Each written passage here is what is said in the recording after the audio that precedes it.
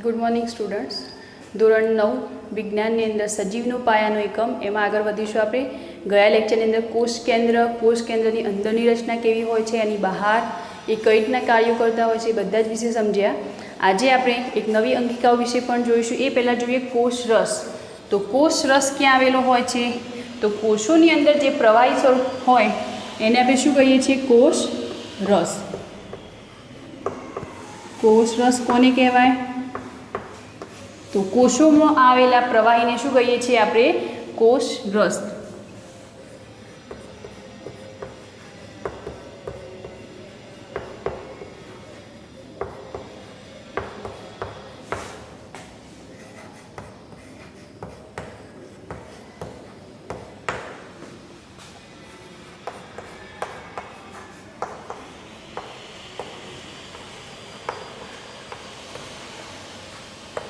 Clear? કોષ રસ કોને કહેવાય? તો કોષોની અંદર આવેલો જે પ્રવાહી સ્વરૂપ હોય છે એને શું કહીએ છીએ? કોષ રસ. આ રીતનો કોઈક હોય જે વ્હાઇટ રીતે દેખાય છે ડોટ ડોટ, એ શું છે? કોષ રસ. હવે એમાં રહેલી કોષોની અંદર રહેલી અંગિકાઓ વિશે સમજીએ. એમાં પહેલી છે અંતઃકોષ રસ જાળ. પહેલી એક અંગિકા છે અંતઃકોષ રસ જાળ.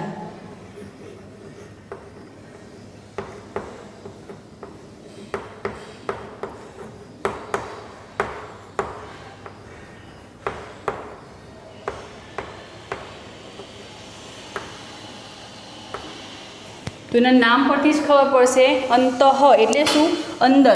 તો કોષોની અંદર આવેલી, ક્યાં? કોષ રસમાં. જુઓ, કોષ રસમાં આવેલી હોય અંતઃકોષ રસ, એટલે કોષની અંદર આવેલી રચનાને શું કહીશું આપણે? અંતઃકોષ રસ જાળ. તો પહેલાં તો સમય કે એનું સ્થાન ક્યાં હોય છે, એ ક્યાં આવેલી હોય છે?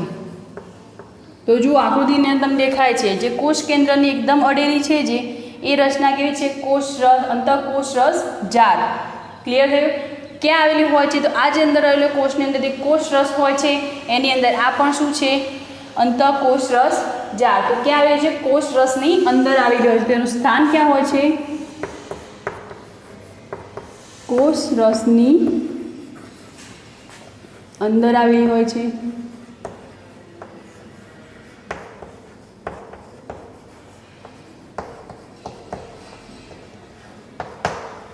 જોઈએ હવે એનો આકાર. તો અંતઃકોષ રસ જાળનો આકાર કેવો હોય છે? એના જુદા જુદા કાર્યો, એ બધી જ વિશે ઇન્ફોર્મેશન અહીંયા લઈશું આપણે અંતઃકોષ રસ જાળ વિશે. પણ એ પહેલાં એનું સ્થાન, એનો આકાર, એ કઈ રીતની રચના ધરાવે છે એ વિશે સમજીએ. તો અંતઃકોષ રસ જાળ એ લાંબી નલિકામય પુટિકા જેવી રચના ધરાવે છે. તમે અહીંયા જો પુટિકાનો મતલબ શું થશે? અહીંયા લાંબી નળાકાર તો છે જ આખી. જો અહીંયાથી એક વળાંક લેશે, પછી આ વળાંક લઈ અને આખી ગોળ રચના બનશે. એટલે આ કેવી થઈ ગઈ? એકદમ લાંબી નલિકામય, કેવો નળાકાર જેવો આકાર ધરાવે છે. પણ અહીંયાથી વળાંક લઈને વચ્ચેથી પણ એક વળી જાય છે કોષ કેન્દ્રની વચ્ચે. જુઓ અહીંયા. તો આના માટે એને આપણે શબ્દ યુઝ કરીએ કે પુટિકા. લાંબી નળાકારમય પુટિકા જેવી રચના ધરાવે છે. તો લખીશું અહીંયા તે લાંબી નલિકામય પુટિકા જેવી રચના ધરાવે છે.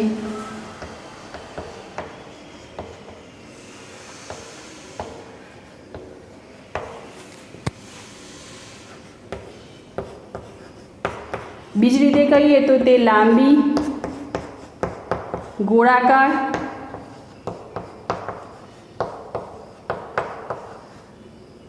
અને નલિકા જેવી છે, અથવા તો નળાકાર જેવી છે.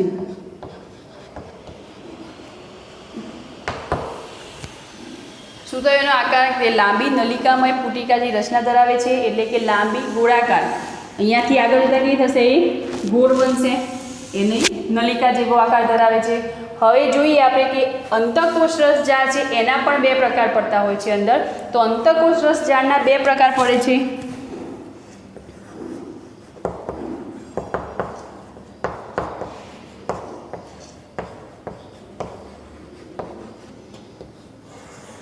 એક તો છે ખરબચડી અંતઃકોષ રસ જાળ,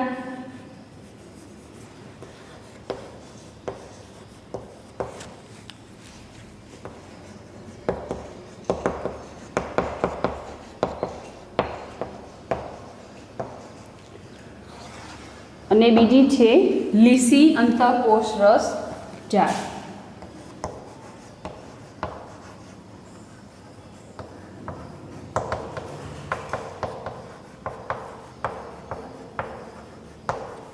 સમજીએ કે ખરબચડી અને લીસી કેમ કહી.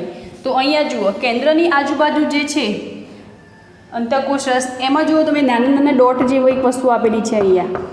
આ જે ડોટ છે એક અણુઓ છે, એ અણુઓ છે એના બને રિબોઝોમ્સ નામના અણુઓ આવેલા હોય છે.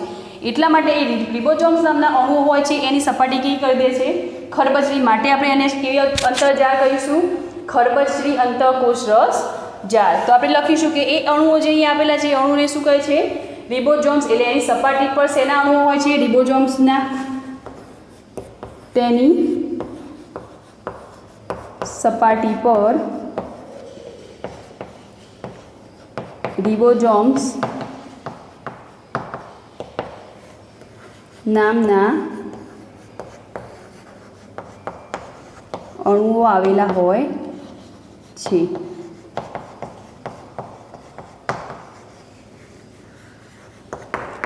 હવે કહ્યું કે રિબોઝોમ્સ. તો રિબોઝોમ્સનું કાર્ય શું છે?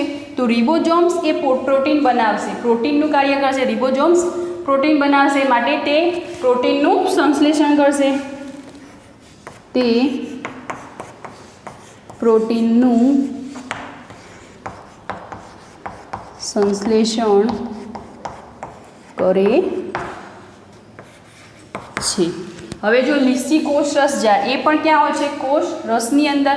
અહીંયા આ કોષ કેન્દ્રને એકદમ અડેલી હોય છે, જ્યારે લીસી કોષ રસ જ્યારે કોષ રસની અંદર ફરતી જ હોય છે. જેમ કે આ લઈ લો, આ બધી શું છે? લીસી કોષ રસ જાળ. કે એકદમ એની સપાટી કેવી હોય? લીસી. માટે એને આપણે શું કહીએ છીએ? લીસી કોષ રસ જાળ. તો તેનું કાર્ય શું છે? તો તે શરીરમાં ચરબીનો પદાર્થ હોય, ચરબી કઈ હોય, એનું શું છે? સંશ્લેષણ, એટલે કે બનાવશે. તો એનું કાર્ય ખાલી શું છે? અહીંયા આપણે લખીશું કે લીસી છે, માટે ખાલી એટલું જ લખીશું અહીંયા કે તે ચરબી એટલે કે લિપિડનું સંશ્લેષણ કરશે. લિપિડ કૌંસમાં લખીશું ચરબી. એટલે શું? ચરબી બનાવવાનું કાર્ય લીસી અંતઃકોષ રસ જાળ કરશે.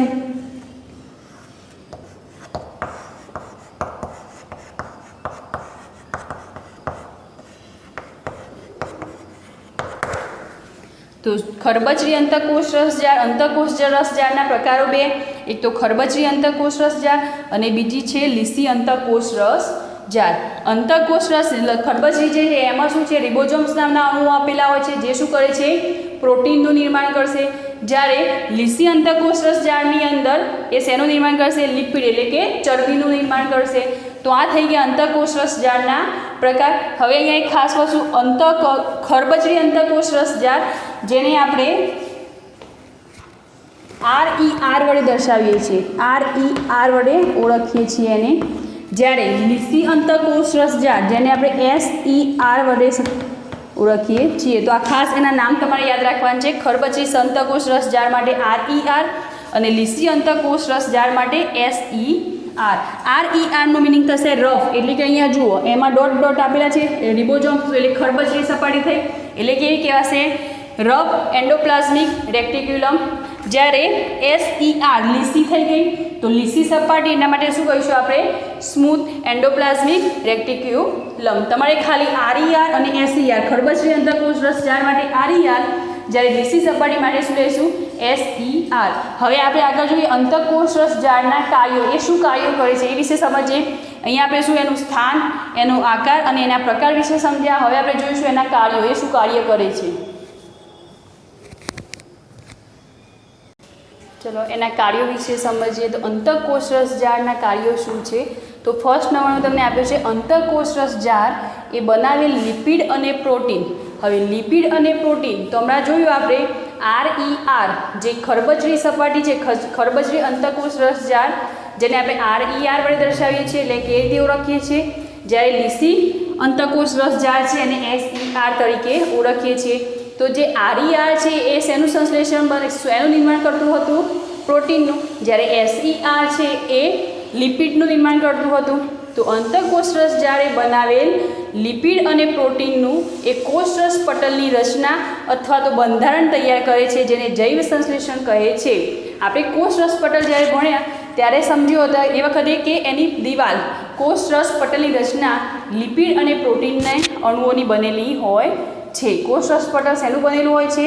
લિપિડ અને પ્રોટીનના અણુઓનું બનેલું હોય છે. તો આ લિપિડ અને પ્રોટીન કોણ બનાવશે?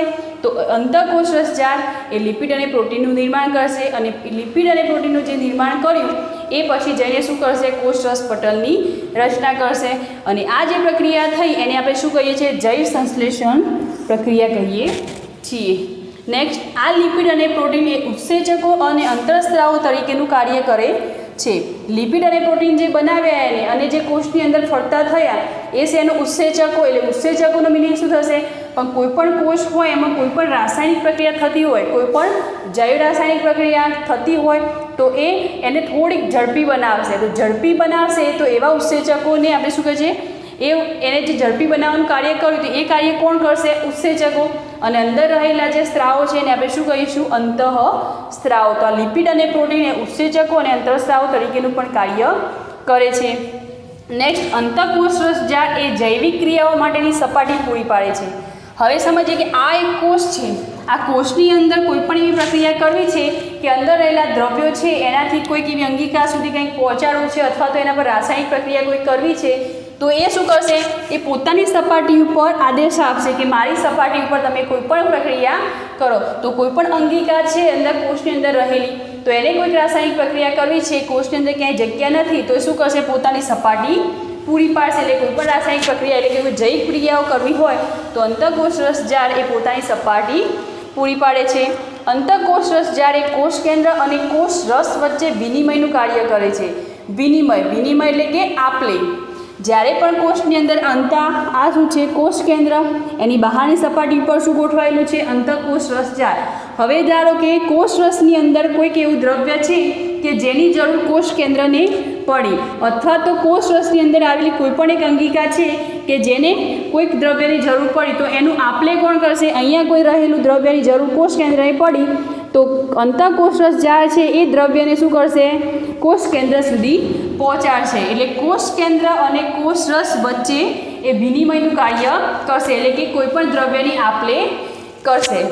પૃષ્ઠવંશી પ્રાણીઓમાં યકૃતમાં આવેલી SER એ વિષકારી દ્રવ્યોને બિનવિષકારી દ્રવ્યો બનાવે છે. શેમાં આવેલી? યકૃતમાં આવેલી SER.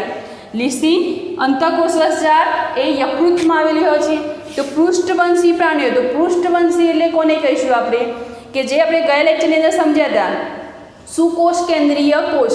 તો સુકોષ કેન્દ્રીય કે જેનું આખું કેન્દ્ર અથવા આ બધા જ કોષો, બધી જ અંગિકાઓ સુવ્યવસ્થિત કાર્ય કરતી હોય, એટલે કે બધી જ કેવી હોય? એકદમ વિકસિત હોય. તો એવી જેવા પ્રાણીઓ કે જેની અંદર બધી અંગિકાઓ સારી રીતે કાર્ય કરતી હોય, એનું કોષ કેન્દ્ર પણ સારી રીતે કાર્ય કરતું હોય, એટલે બધી જ વ્યવસ્થા કેવી હોય?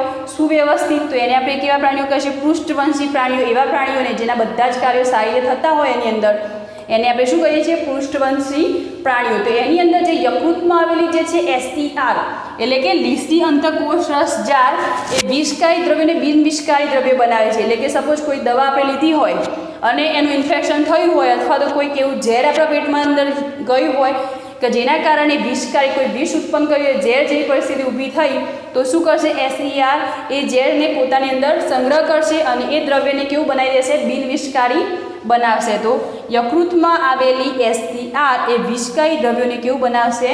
બિનવિષકારી બનાવે છે. તો આ થઈ ગઈ આપણી અંતઃકોષરસ જાળ. એનો આકાર, એનું સ્થાન ક્યાં હોય છે, તેના પ્રકારો કે અંતઃકોષ, ખરબચડી અંતઃકોષરસ જાળ, લીસી અંતઃકોષરસ જાળ, એને આપણે RER વડે ઓળખીએ છીએ, જ્યારે લીસીને આપણે કે SER વડે ઓળખીએ છીએ. એ પછી એના કાર્યો. તો આટલે આપણી અંતઃકોષરસ જાળ પૂર્ણ થાય છે. હવે આપણે આગળ એક અંગિકા વિશે ભણીશું. અંતઃકોષરસ જાળ અંગિકા એ ફર્સ્ટ નંબરની એક છે. હવે નેક્સ્ટ આપણે બીજી એક અંગિકા વિશે અભ્યાસ કરીશું. જોઈએ ગોલ્ગી કાય પ્રસાદન. એને આપણે ગોલ્ગી પ્રસાદન અથવા તો ગોલ્ગી કાય પણ કહીએ છીએ.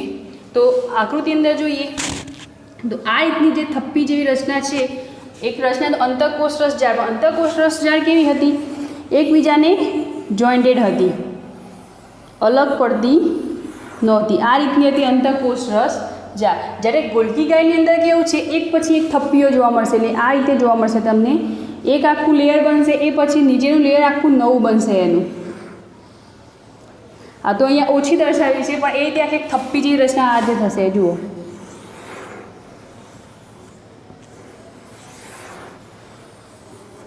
પોતાનું પડ આખું એક ઉપરના પડથી નીચેનું પડ આખું અલગ પડશે. જ્યારે અંતઃકોષ રસ જાળની અંદર કેવું હતું, એ બધી જ એકબીજાને ચોટેલી હતી. જ્યારે અહીંયા જુઓ આખું લેયર એનું અલગ પડતું હોય છે.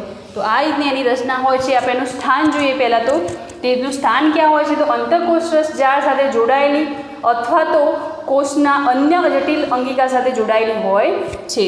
જુઓ અહીંયા અંતઃકોષ રસ જાળ જે આપેલી છે એની સાથે જોડાયેલી હોય અથવા તો આ રીતે કોષ રસની અંદર એ છૂટી છવાયેલી પડી રહેલી હોય છે. શોધ, એની શોધ કોને કરી, તો કેમિલો ગોલ્કી નામના વૈજ્ઞાનિકે એની શોધ કરી હતી. તો કેમિલો ગોલ્કી, તો ગોલ્કી ઉપરથી એને નામ આપ્યું ગોલ્કી પ્રસાધન અથવા તો ગોલ્કી ગાય તરીકે પણ ઓળખીએ છીએ. તો ગોલ્કી ગાય અથવા તો ગોલ્કી પ્રસાધન એની શોધ કેમિલો ગોલ્કીએ કરી હતી.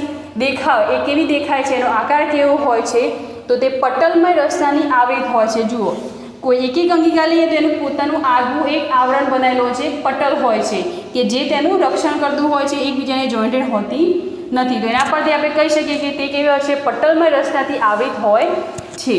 તે લાંબી થપ્પીઓમાં ગોઠવાયેલી સમાંતર પુટિકાથી બનેલી રચના છે. હમણાં જો એ પુટિકા એટલે કે શું, એક આખી આવી નળાકાર જેવી તો હશે જ, પણ વચ્ચેથી શું રહેશે, થોડોક વળાંક, એટલે આ રીતની આખી નલિકા બનશે. આગળ જતાં એ નળાકાર જેવો શેપ લેશે. એટલા માટે આપણે એને શું કહીએ છીએ કે લાંબી થપ્પીઓમાં ગોઠવાયેલી સમાંતર, એકબીજાને કેવી હશે, સમાંતર, એટલે ઉપર નીચે આ રીતે ગોઠવાયેલી હશે. તો આવી પ્રત્યેક પુટિકા એને પણ એક નામ આપવામાં આવે છે. આ જે પુટિકાઓ એક પછી એક ભેગી મળી અને ગોલ્કી પ્રસાધન બનાવતી હોય છે, તો આ એક પછી એક જે છે એને શું કહે છે, સિસ્ટરની તરીકે ઓળખવામાં આવે છે. તો અહીંયા લખ્યું છે કે આવી પ્રત્યેક પુટિકા અથવા તો નલિકા છે જેનાથી ગોલ્કી પ્રસાધન બન્યું છે એને આપણે શું કહીએ છીએ, સિસ્ટરની કહીએ છીએ. હવે જોઈએ એના કાર્યો. તો એના કાર્યો શું છે, તો તે અંતઃકોષ રસ જાળ દ્વારા નિર્મિત પ્રોટીન અને લિપિડનું પેકેજિંગ કરશે. સમજો કે હમણાં જોયું આપણે અંતઃકોષ રસ જાળ છે એની જુદી જુદી ખરબચડી અને લીસી અંતઃકોષ જુદા જુદા પ્રકારે શું લિપિડ અને પ્રોટીનનું નિર્માણ કરશે. RER એ શેનું નિર્માણ કરશે, પ્રોટીનનું. જ્યારે SER એ શેનું નિર્માણ કરશે, લિપિડ એટલે કે ચરબીનું નિર્માણ કરશે. તો એ જે લિપિડ અને પ્રોટીનનું નિર્માણ કરશે એનું પેકેજિંગ કરશે. અહીંયા જો કદાચ કોઈ કોષ છે કે જેને એની જરૂર નથી અત્યારે હાલ પૂરતી, લિપિડ અને પ્રોટીન બની ગયું છે પણ એની હાલ જરૂર નથી, તો એ શું કરશે કે પોતાની અંદર સંગ્રહ કરશે. અને જ્યારે એટલે કે નાના નાના પેકેટ જે કહીએ એ નાના નાના પેકેટ બનાવશે, એ એને પોતાની અંદર સંગ્રહ કરશે. હવે એ બધું ભેગું કરીને પોતાને સંગ્રહિત કરશે એટલે કે પેકેજિંગ કર્યું કહેવાય ને. તો પેકિંગ કરશે એ, અને જ્યારે પણ કોઈ કોષની અંદર કોઈ પણ અંગિકાને એની જરૂર પડી લિપિડ અથવા તો પ્રોટીનની, તો એ શું કરશે, એને પ્રોવાઈડ કરશે. તો અહીંયા લખ્યું છે બીજું કે આ પેકેજિંગ કરેલા દ્રવ્યનું વહન અને સંગ્રહ કરે છે. જરૂરિયાત હોય તો એ આપે પણ છે અને પોતાની અંદર એનો સંગ્રહ પણ કરી રાખે છે કે જ્યારે પણ કોઈ કોષની જરૂરિયાત પડે ત્યારે તેનું વહન કરી અને એના સુધી શું કરશે, એ પહોંચાડશે. બીજું છે સરળ શર્કરામાંથી જટિલ શર્કરા બનાવે છે. કોઈ પણ સરળ શર્કરા હોય તો એને જટિલ એટલે કે મજબૂત શર્કરા બનાવવા માટે પણ એ કામ કરતી હોય છે. તો આ રીતે શર્કરાની રીતે એ પોતાને જટિલ અથવા તો સરળમાંથી જટિલ બનાવે છે. બીજું એક ખાસ એનો ગુણધર્મ છે, એનું ખાસ કાર્ય છે કે લાઇસોજોમ નામની લાઇસોજોમ વિશે પણ આપણે આગળ ડિટેલમાં માહિતી લઈશું. પણ હાલ પૂરતું ગોલ્કી પ્રસાધનની અંદર તમે એટલું યાદ રાખો કે લાઇસોજોમ નામની અંગિકાનું નિર્માણ કોણ કરે છે, તો ગોલ્કી પ્રસાધન. તો એનું એક કાર્ય છે લાઇસોજોમ નામની અંગિકાનું નિર્માણ કરે છે. ક્લિયર થઈ ગઈ ગોલ્કી ગાય. આપણે આગળ જોઈએ અંતઃકોષ રસજાળ અંગિકા અને બીજી ગોલ્કી પ્રસાધન. હવે જોઈશું આપણે લાઇસોજોમ વિશે કે લાઇસોજોમને અહીંયા સમજ્યા કે એનું નિર્માણ કોણ કરશે, ગોલ્કી પ્રસાધન. પણ લાઇસોજોમ વિશે આપણે થોડી ડીપમાં માહિતી લઈએ આગળ. હવે જોઈએ લાઇસોજોમની આ રીતે જો લાઇસોજોમની રચના આ રીતની હોય છે. તે એક પટલમય કોથળી જેવી રચના ધરાવે છે. તો કોષની અંદર આ રીતની કે એક ગોળાકાર જેવી એક રચના હોય અને એ પોતાનું આગવું એક શું ધરાવતું હોય, પડ.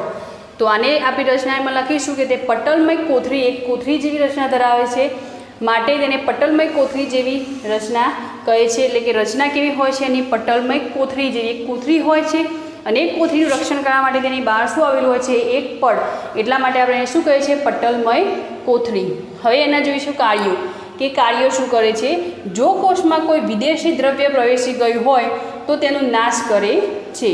તો પહેલું કાર્ય સમજીએ કે સપોઝ આ કોઈ કોષ છે, આ કોષની અંદર કોઈક એવું નકામું દ્રવ્ય અંદર પ્રવેશી ગયું છે કે કોઈક બહારનું દ્રવ્ય કે જેની જરૂરિયાત આખા કોષની અંદર ક્યાંય છે નહીં. તો એનો તરત એને રિમાઇન્ડ કોણ લેશે?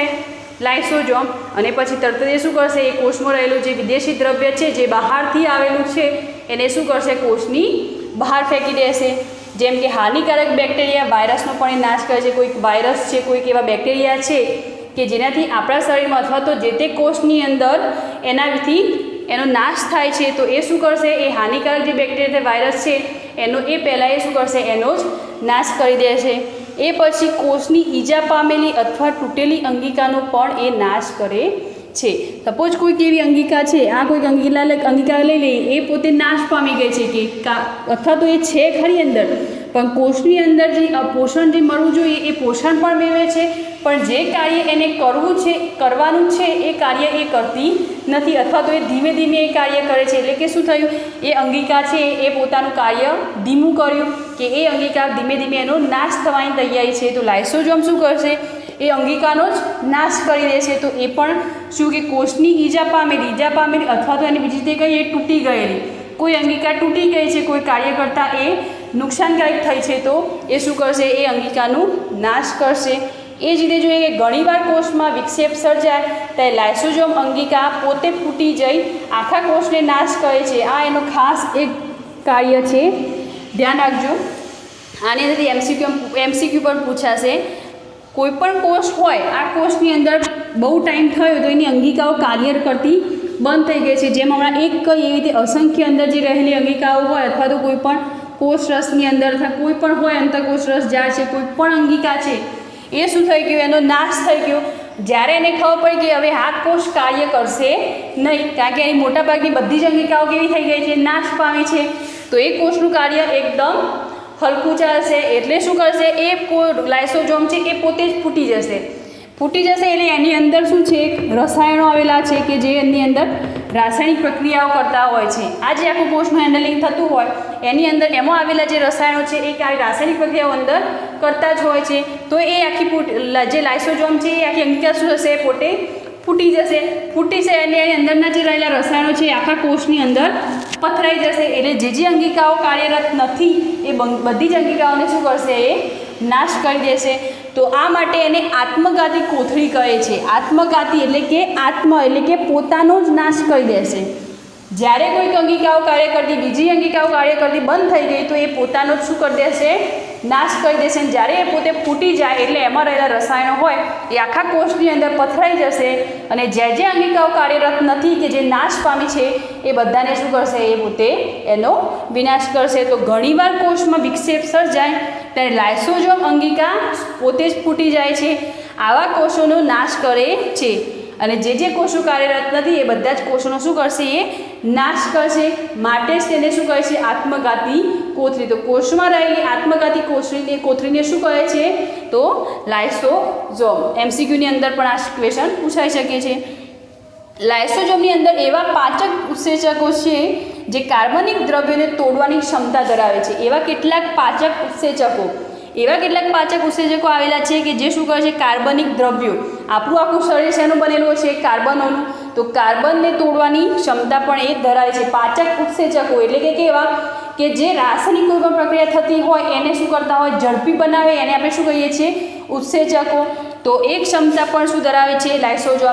લાઇસોઝોમની અંદર એવા પાચક ઉત્સેચકો આવેલા છે કે જે કાર્બનિક દ્રવ્યો હોય એને તોડવાની ક્ષમતા ધરાવે છે. એ જ રીતે આવા ઉત્સેચકો એ આરઈઆર, હમણાં આપણે જોયું અંતઃકોષ રસજાર અને લીસી અંતઃકોષ જાર અને ખરબચડી અંતઃકોષ જાર, આરઈઆર, કે જે શેનું નિર્માણ કરશે? પ્રોટીનનું. અને આવા ઉત્સેચકો કોણ બનાવે છે? આરઈઆર પણ એ ઉત્સેચકોનું નિર્માણ કરે છે. તો આવા જે ઉત્સેચકો હોય એ આરઈઆર દ્વારા નિર્માણ પામે છે. ક્લિયર થઈ ગઈ લાઇસોઝોમ? આપણે 3 અંગિકાઓ વિશે સમજ્યા. પહેલી તો હતી અંતઃકોષ રસજાર, એ પછી શીખ્યા ગોલ્ગી પ્રસાધન અને 3rd નંબરની લાઇસોઝોમ વિશે શીખ્યા. ક્લિયર થઈ ગઈ અંગિકાઓ વિશે? તો હવે નેક્સ્ટ લેક્ચરમાં આપણે બાકીની જે અંગિકાઓ છે એ વિશે ભણીશું. આજનું લેક્ચર આપણે આટલા સુધી રાખીએ છીએ. Thank you.